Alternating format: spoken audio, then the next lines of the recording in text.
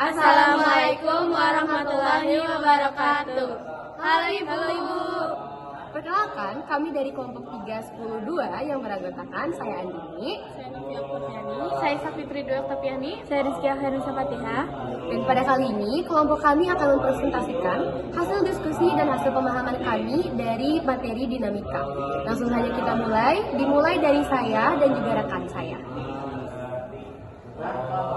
Pada saat sekutu melakukan serangan balasan kepada Jepang, Jepang langsung mengumumkan rancangan untuk membentuk Dokuritsu Junbi Yosakai atau sering dikenal sebagai IBPU PKI. Pada tanggal 29 Mei sampai dengan 1 Juni 1945 diadakannya sidang BPU PKI pertama yang diketuai oleh Dr. KRT Rajiman Wedyo Diningrat.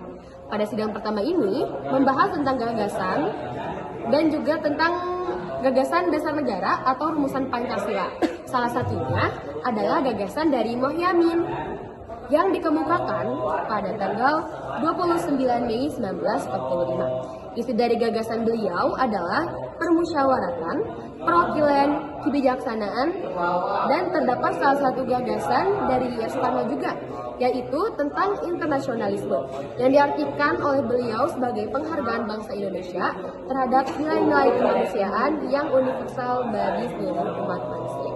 Dilanjut dengan saya, dengan Panitia 9 yang merumuskan rancangan pembukaan Undang-Undang Dasar Negara Republik Indonesia yang disimpan pada Piagam Jakarta pada 22 Juni 1945. Setelah itu, dibentuk Dokuritsu Junbi Inkai atau sering disebut dengan PPKI yang dibuat pada 7 Agustus 1945 yang ditugaskan untuk mempersiapkan kemerdekaan Indonesia. Dilanjut pada 8 Agustus 1945, yaitu pengangkatan Soekarno dan Muhammad Hatta sebagai ketua dan wakil ketua PPKI karena jasa mereka dalam memperjuangkan kemerdekaan Indonesia. Pada Piagam Jakarta ada sebuah kalimat yang diganti pada alinea keempat, yaitu ketuhanan dengan kewajiban menjalankan syariat Islam bagi pemeluk-pemeluknya. Dilanjut oleh saya. Setelah itu, pada tanggal 6 Agustus 1945 terjadinya bom atom di Hiroshima. Diselangi pada tanggal 9 Agustus 1945 pengeboman di Nagasaki. Kemudian, pada tanggal 14 Agustus 1945 Jepang menyerah tanpa syarat kepada sekutu. Peristiwa Rengas Dengklok terjadinya pada tanggal 16 Agustus 1945. Terjadinya Rengas Dengklok karena adanya perbedaan pendapat antara golongan tua dan golongan muda dalam menentukan waktu dan cara pelaksanaan proklamasi kemerdekaan Indonesia. Dari peristiwa Rengas Dengklok inilah terjadinya aksi penculikan terhadap Insinyur Soekarno dan Muhammad Hatta yang dilakukan oleh sekelompok pemuda.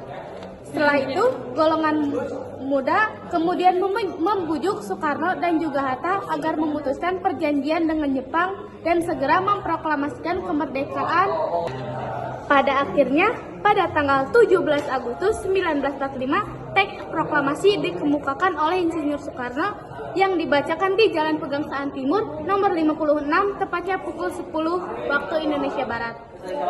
Dilanjut oleh saya, Rizkia Herusa Fatihah. Keesokan harinya, rumusan Pancasila yang resmi ditetapkan pada 18 Agustus 1945 yang terdapat dalam pembukaan Undang-Undang Dasar 1945, tepatnya pada alinea keempat.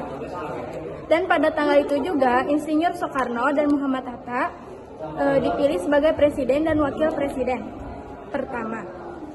Lalu selanjutnya ada kata mukadimah yang diusulkan oleh Insinyur Soekarno untuk pembukaan Undang-Undang Dasar 1945. Dan yang terakhir pada tanggal 19 Agustus terjadinya diadakannya sidang kedua PPKI yang menghasilkan keputusan pembagian wilayah terdiri dari 18 provinsi.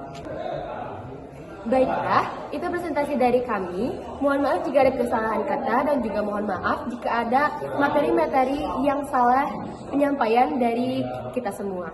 Terima kasih. Wabillahi taufiq wal hidayah. Wassalamualaikum warahmatullahi wabarakatuh.